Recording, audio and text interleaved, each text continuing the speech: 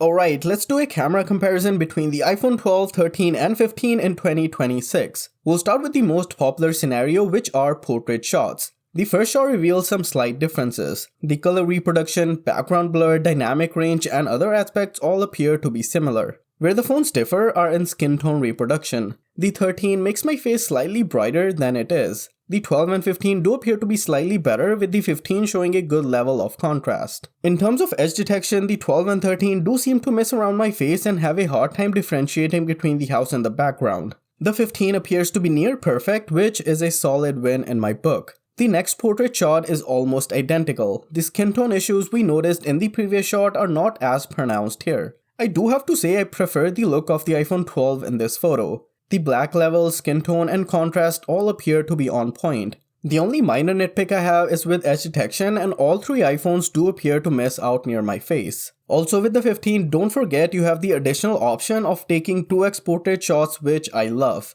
Although in some of the 2x portrait shots that you'll take a look here, the contrast isn't ideal and colors look slightly washed out. Even then, the 2x focal length provides a fresh new look, allowing you to take closer shots with greater accuracy. Trust me, if you have an iPhone 14 or older, you are missing out on the 2x zoom. Rest of the portrait shots do seem to follow a similar trend. Now in some shots, the 13 has that annoying effect where it makes the skin tone too bright for my liking. While in other shots, the 13 takes exceptionally well portrait shots. There are some shots where the output is so identical that you can't really find any differences. For example, this shot where the output is basically the exact same. In other shots, I have noticed the 12 produces a slightly cooler tone while the 13 and 15 do lean towards a warmer tone. But I still want to commend the iPhone 12 and 13 for taking really good portrait shots. Keeping all that in mind, I will have to give it to the iPhone 15 for producing better portrait shots. Not only are the results more accurate in terms of contrast, color reproduction and skin tone, but also more detailed in real life comparisons.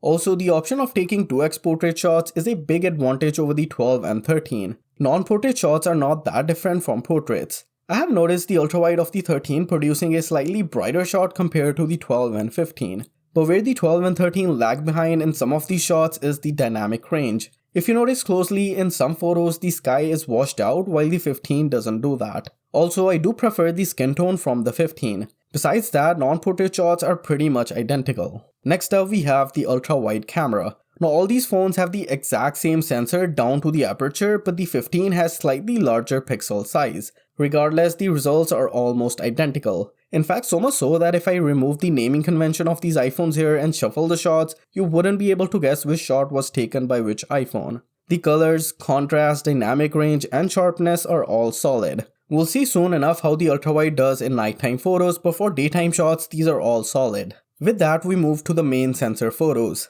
The iPhone 15 has a 48 megapixel sensor which can produce high quality results with 24 megapixel resolution photos. That said, you might take a look at these shots here and think there's nothing too different about them.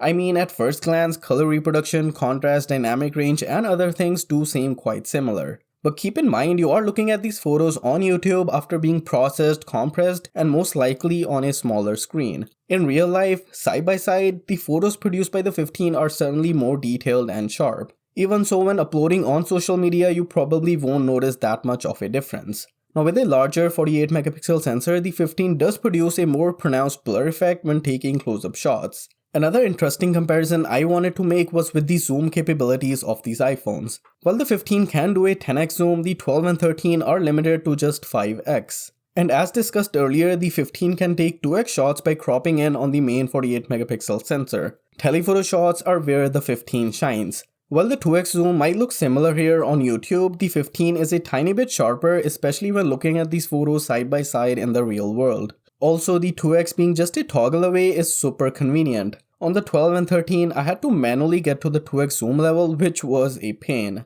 Now I love telephoto lenses, so the 2x is greatly appreciated on all these non-pro iPhones. Moving on to some selfie shots. While each of these iPhones have the same 12 megapixel sensor, the 15 does have a slightly wider aperture. Now similar to the other shots that we've looked at, I do find the skin tone of the 15 slightly more accurate. The 12 and 13 tend to mess up my skin tone and make it appear wider than it actually is. That's especially true in portrait selfies. In regular non-portrait selfies, the shots aren't that far apart. Still, the output is decent. Now in the final still category, we have night mode photos. The ultra-wide shots are pretty much similar, but I did notice the iPhone 15 producing sharper images, especially around the corners. The 12 and 13 do look slightly soft and out of focus. The same is true with the 1x lens as well. The 15 also takes less time to take the shot and produces a sharper looking image due to the 48 megapixel sensor.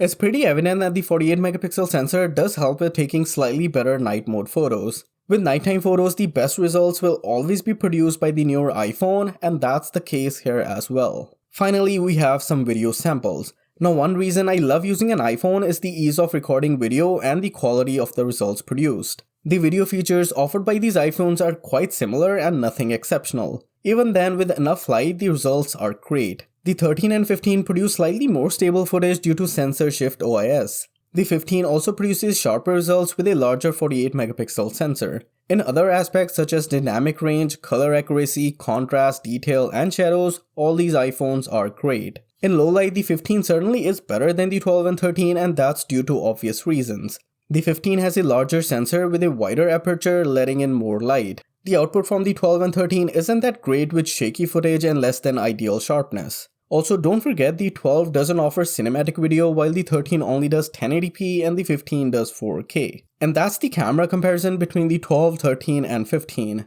It is clear that the 15 is a step up over these older iPhones, but not by a lot. The 48 megapixel main lens and the 2x optical zoom are the biggest advantages of the 15. Let me know if you have any questions guys, subscribe, and I'll catch you all soon in the next one.